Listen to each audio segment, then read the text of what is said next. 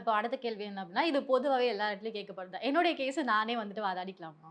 தாராளமா. Party in person எல்லா இடத்துலயுமே ஈவன் ஹைகோர்ட் முன்னாடி கூட நீங்க அப்பியர் ஆகலாம். ஓகே. அவங்களே அப்பியர் ஆகலாம். பட் ஒரு அட்வொகேட்டோட கைடன்ஸ் எப்ப தேவைப்படும் அப்டின்னா, அங்க ஒரு ப்ரொசீஜர் நடக்கும் கோர்ட்டுக்குள்ளார.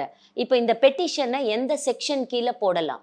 இந்த செக்ஷன் கீழ இதுக்கு ரைட் இருக்கா? ரைட் இல்லையா? அப்படிங்கிறத ஒரு அட்வொகேட்டால எக்ஸ்ப்ளைன் பண்ண முடியும் அப்படிங்கிறது தான்.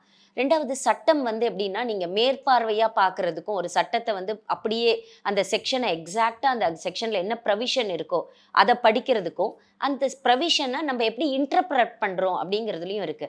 இத ஒரு வழக்கறிஞரால பார்க்க முடியும் அப்படிங்கிறதுனால தான் அட்வொகேட்ஸ வந்து ஒரு எய்ட் எடுத்துக்கோங்கன்னு சொல்றது. பட் அட்வொகேட் தான் அப்பியர் ஆகணும்னு எதுவுமே கிடையாது.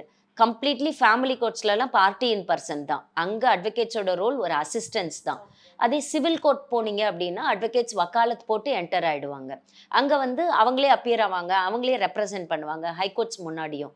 பட் பார்ட்டி இன் பெர்சனா எந்த வழக்குல வேணும்னாலும், எந்த கோர்ட் முன்னாடியும் யார் வேணும்னாலும் அப்பியர் ஆகலாம்.